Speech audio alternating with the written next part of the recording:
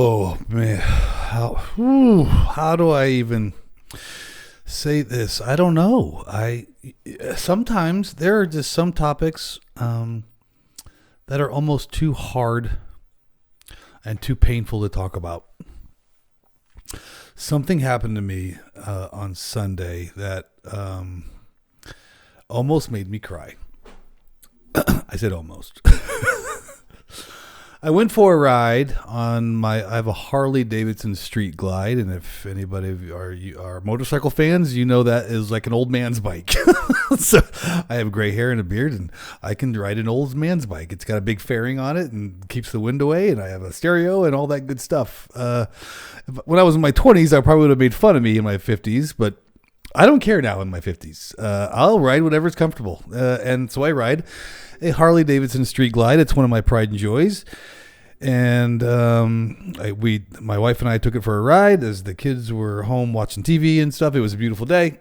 Went to a local brewery here, and I parked in the parking lot in an empty space both sides of me. And I proceeded to walk inside, and my wife and I ordered a beer, and it hadn't even come yet. And somebody's like, "Hey, is that your bike in the parking lot?" And I was like, "Why, yes." I thought somebody was going to talk about Harleys with me. And they said, "Somebody just hit it." This was a look on my face. Wait, what? So I rushed outside, and sure enough, I see about 4 or 5 people lifting the bike back up onto its kickstand, and somebody about this 23-year-old kid. I say that 23-year-old kid. If you're 23, don't take offense. Had pulled into the parking spot next to my motorcycle, and then was backing out and didn't look to the right, and he clipped the front of my bike and tipped it over. Oh. Now, I'm not going to tell you, it's got highway bars and side bag bars, and I know that some doesn't mean anything to anybody, but they're there to protect the bike in case it should roll over, and they did a fantastic job. But even with all those scratches and stuff, it was still around $2,000 of damage, which thankfully I don't have to pay for because his insurance will. But it was just like the most painful thing, and I just it's been like 5 days, and I could finally talk about it. So it's a little, you're very cathartic to me as my audience. It's somewhat therapy at this point. So thank you for listening.